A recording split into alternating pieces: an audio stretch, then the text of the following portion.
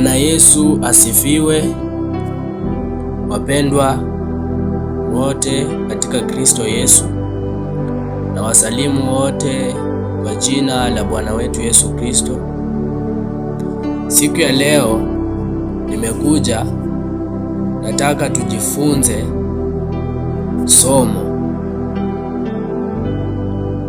somo ambalo limeleta mjadala mwingi sana makanisani, na hili somo ni kuhusu ubatizo. Somo la leo ni kwa nini tubatizwe kwa jina la Yesu Kristo na wala sio kwa jina la Baba na la Mwana na la Roho Mtakatifu. Bwana Yesu asifiwe. Wakati Yesu alipokuwa amefufuka na wakati alipokuwa anataka kupaa na kurudi mbinguni, alituachia maneno haya katika kitabu cha Mathayo 28 kuanzia mstari wa 19. Alisema hivi: basi enendeni mkawafanye mataifa yote kuwa wanafunzi, mkiwabatiza kwa jina la Baba na la Mwana na la Roho Mtakatifu, na kuwafundisha kuyashika yote niliyowaamuru ninyi, na tazama, mimi nipo pamoja nanyi siku zote hata ukamilifu wa dahari. Bwana Yesu asifiwe. Tunaona Yesu aliachia wanafunzi wake amri hii kwamba waende wakafanye mataifa kuwa wanafunzi, wakiwabatiza kwa jina la Baba na la Mwana na la Roho Mtakatifu. Lakini katika siku ya Pentekoste, wakati mitume walipojazwa na nguvu za Roho Mtakatifu, Petro aliweza kusimama akiwa amejaa na Roho Mtakatifu, akawaambia watu, mkabatizwe, tubuni mkabatizwe kwa jina lake Yesu Kristo. Tunaona hili andiko katika kitabu cha Matendo ya Mitume 2 kuanzia mstari wake wa 37. Neno la Mungu linasema hivi: walipoyasikia haya wakachomwa mioyo yao, wakamwambia Petro na mitume wengine, tutendeje ndugu zetu? Petro akawaambia, tubuni mkabatizwe kila mmoja kwa jina lake Yesu Kristo, mpate ondoleo la dhambi zenu, nanyi mtapokea kipawa cha Roho Mtakatifu. Bwana Yesu asifiwe. Sasa hapa ndio inaleta migawanyiko na migogoro mingi sana ndani ya makanisa mengi. Wengine wanasema sisi tutabatiza kwa kufuata maneno ya Yesu. Wengine wanasema sisi tutabatiza sawasawa na mitume. Na pia tunaona katika kitabu chote cha Matendo ya mitume wote wa Yesu wenyewe waliokaa na Yesu walibatiza kwa jina la Yesu Kristo, na wala hakuna hata mtume mmoja ambaye alibatiza kwa jina la Baba na la Mwana na la Roho Mtakatifu. Wacha tupitie hizi mistari inayoonyesha mitume wote walibatiza kwa jina la Yesu. Katika kitabu cha Matendo ya Mitume 8 kuanzia mstari wa 14, neno la Mungu linasema hivi: na mitume walikuwako Yerusalemu, waliposikia ya kwamba Samaria imelikubali neno la Mungu, wakawapelekea Petro na Yohana, ambao waliposhuka wakawaombea wampokee Roho Mtakatifu, kwa maana bado hawajashukiwa hata mmoja wao, ila wamebatizwa tu kwa jina la Bwana Yesu Kristo. Kwa jina la Bwana Yesu ndipo wakawawekea mikono yao juu yao, nao wakampokea Roho Mtakatifu. Tena kitabu cha Matendo ya Mitume 10 kuanzia mstari wa 44, ambayo inaonyesha kwamba mitume walibatiza kwa jina la Yesu.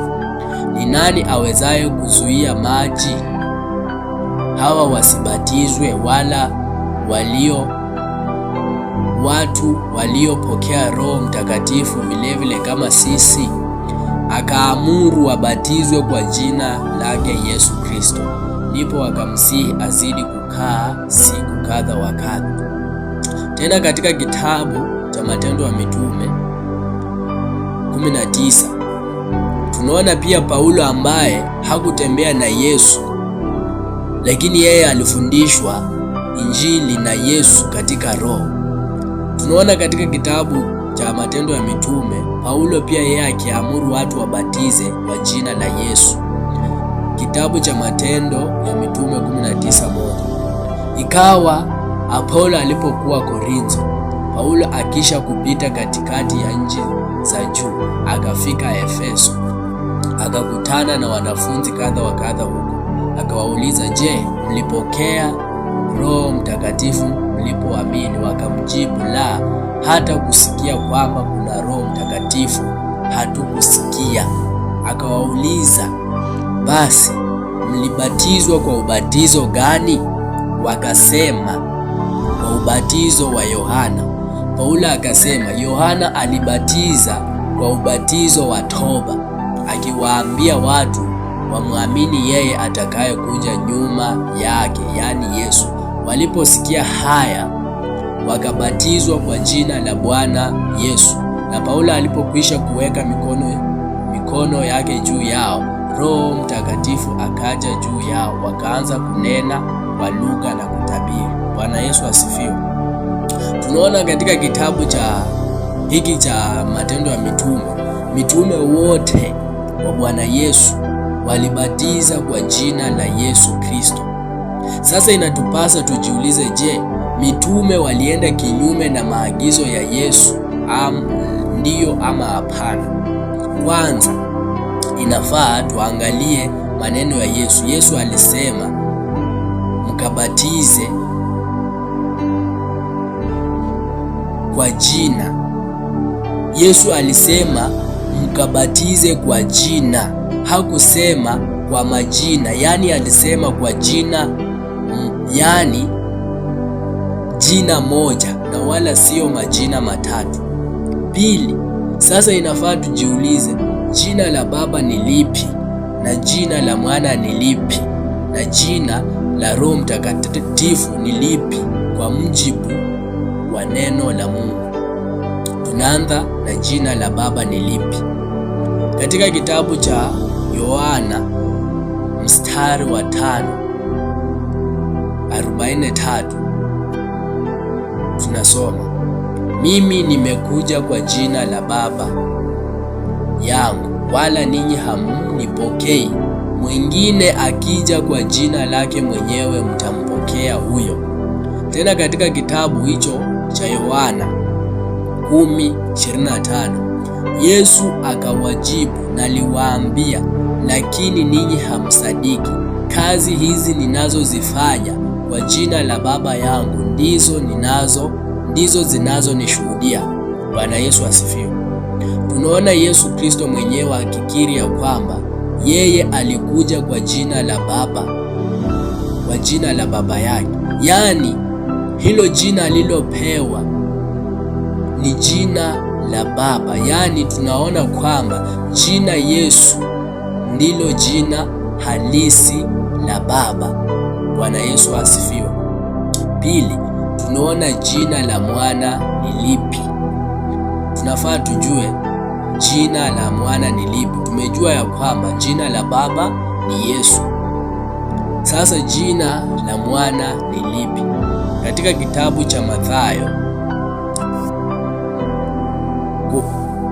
kuanzia kitabu cha Mathayo kile sura yake, Mathayo sura ya 1 mstari wa 21, neno la Mungu linasema, naye atazaa mwana, nawe utamuita jina lake Yesu, maana yeye ndiye atakayewaokoa watu wake na dhambi zao. Tena katika kitabu cha Luka sura ya 1 mstari, Mariamu, kwa maana umepata neema kwa Mungu, tazama utachukua mimba na kuzaa mtoto mwanamume, na jina lake utamuita Yesu. Bwana Yesu asifiwe. Tunaona katika kile kitabu cha Mathayo, wakati malaika wa Mungu aliposema na Yusufu katika ndoto, alimwambia ya kwamba yule mtoto atakayezaliwa ataitwa Yesu. Na pia tunaona malaika wakati alipomtokea Mariamu mama yake Yesu, alimwambia huyo mtoto atakayezaliwa utamuita Yesu. Yaani tunaona ya kwamba jina la mwana ni jina la Yesu. Bwana Yesu asifiwe. Sasa tuweze kuangalia na kuona jina la Roho Mtakatifu ni lipi. Katika kitabu kile cha Yohana 4 mstari wake wa 24, neno la Mungu linasema, Mungu ni Roho, nao wamwabuduo yeye imewapasa kumwabudu katika roho na kweli. Tena katika kitabu cha Wakorintho wa pili sura ya 3 mstari wake wa 16, neno la Mungu linasema hivi, lakini wakati wowote watakapomgeukia Bwana, ule utaji huondolewa. Basi Bwana ndiye Roho, walakini alipo Roho wa Bwana, hapo ndipo penye uhuru. Bwana Yesu asifiwe wapendwa. Tunaona Biblia inatujibu ya kwamba Mungu ni Roho, na ambaye Mungu yule mmoja ambaye ndiye Bwana ni Roho. Yaani Biblia inatuambia basi Bwana ndiye Roho. Yaani, na tunajua sisi kwamba Bwana mmoja tuliye naye ni Bwana Yesu Kristo. Na Biblia inatuambia ya kwamba Bwana ni Roho. Yaani tunaona ya kwamba jina la Roho Mtakatifu ni jina la Yesu. Sasa inafaa tujiulize, kwa nini Yesu alitumia hizi vichwa vitatu vya utendakazi wa Mungu, yaani hizi title tatu? Kwa nini Yesu alitumia kwa jina la Baba na la Mwana na la Roho Mtakatifu? Inafaa tuangalie sasa Baba anasimamia nini, kichwa cha Baba. Katika kitabu cha Waefeso 4:6 neno la Mungu linasema hivi, Mungu mmoja naye ni Baba wa wote, aliye juu ya yote na katika yote na ndani ya yote. Bwana Yesu asifiwe.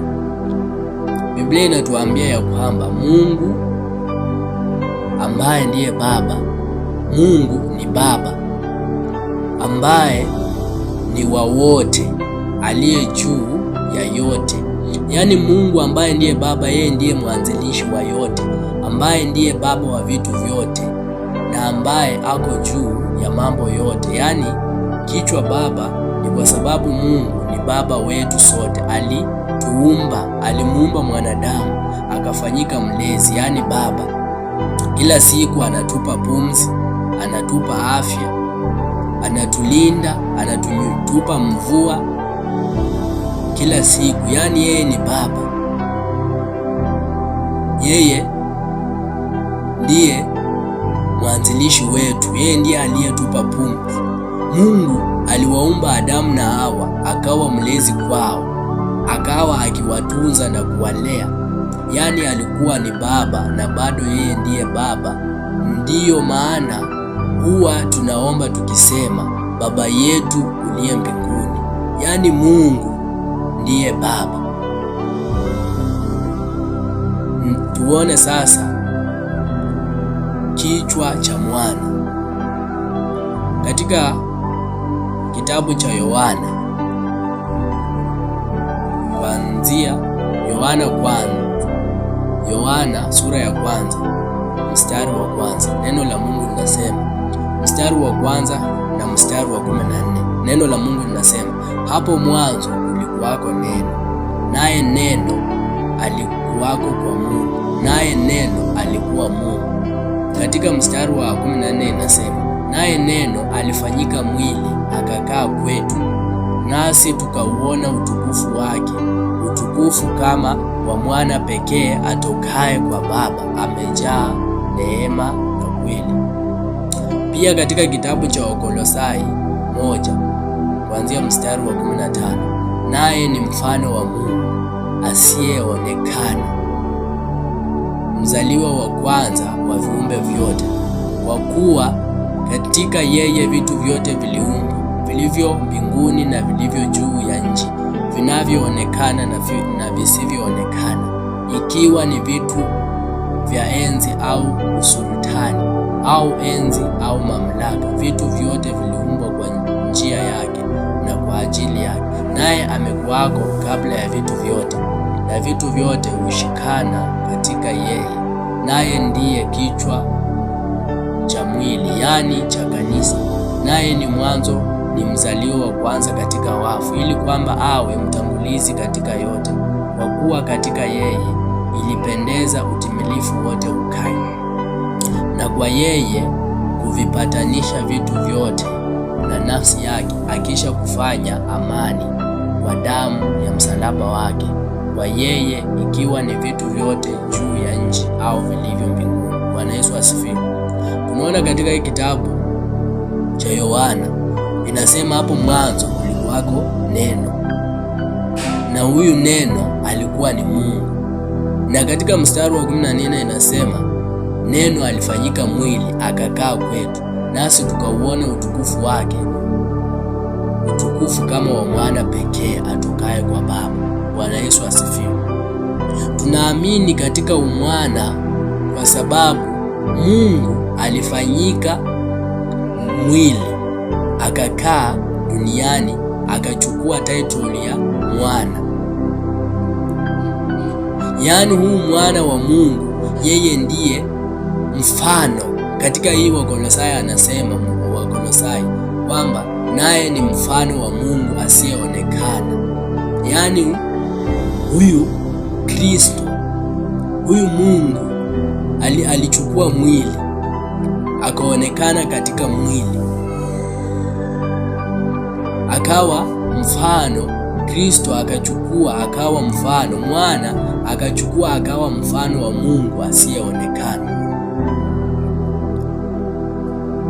Ani Mungu alikuwa ndani ya Kristo akiupatanisha ulimwengu na nafsi yake.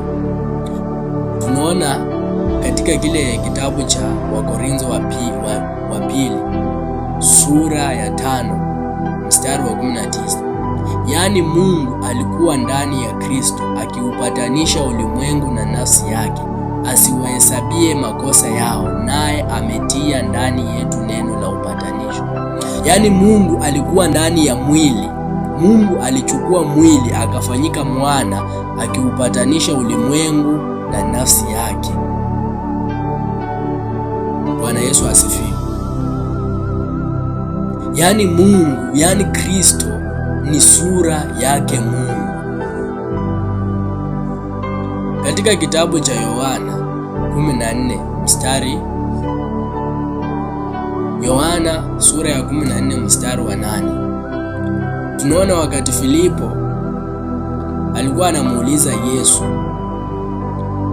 aumuonyeshe Baba. Filipo akamwambia, Bwana, utuonyeshe Baba yatutosha. Yesu akamwambia, mimi nimekuwapo pamoja nanyi siku hizi zote, wewe usinijue Filipo? Aliyeniona mimi amemwona Baba. Basi wewe wasemaje, tuonyeshe Baba?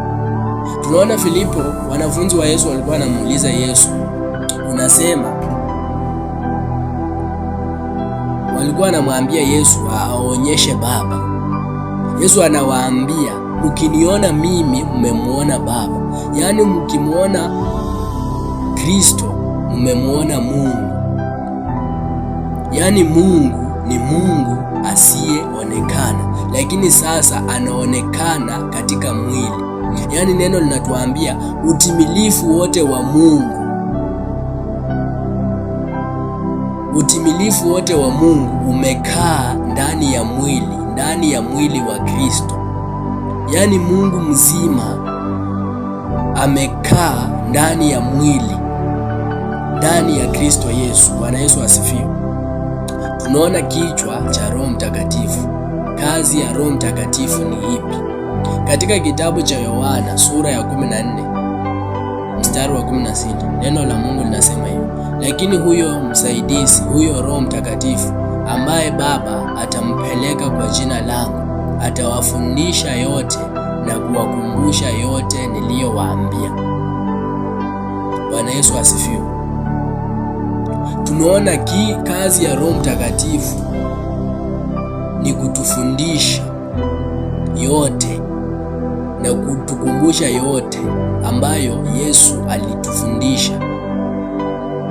Na tena pia katika kitabu cha Warumi sura ya 8 mstari wa 29, kadhalika Roho naye hutusaidia udhaifu wetu, kwa maana hatujui kuomba jinsi itupasavyo, lakini Roho mwenyewe hutuombea kwa kuugua kusikoweza kutamka. Yaani kazi ya Roho Mtakatifu ni kutufundisha na kutukumbusha yote, na pia kazi yake ingine ni kutusaidia katika udhaifu wetu. Udhaifu wa mwanadamu, dhambi ni udhaifu. Roho Mtakatifu anatusaidia tusianguke katika dhambi, na pia anatusaidia kuomba, maana hatujui. Neno linasema hatujui kuomba. Ndio mtu anaponena kwa lugha, Roho yeye ndiye anaomba kumsaidia huyo mtu. Na pia neno linatusisitiza ya kwamba kila jambo au tendo tufanyalo, tufanye yote kwa jina la Bwana Yesu Kristo. Na ubatizo, hilo ni tendo. Katika Wakolosai sura ya 3:17 neno linasema, kila mfanyalo kwa neno au kwa tendo, fanyeni yote katika jina la Bwana Yesu, mkimshukuru Mungu Baba kwa yeye. Tufanye yote kwa jina la Yesu, na ubatizo pia tuufanye kwa jina la Yesu, maana hilo ndilo jina lililo sahihi. Hilo ndilo jina la Mungu. Jina Yesu ndilo jina la Mungu. Mungu awabariki sana katika jina la Yesu Kristo. Amen.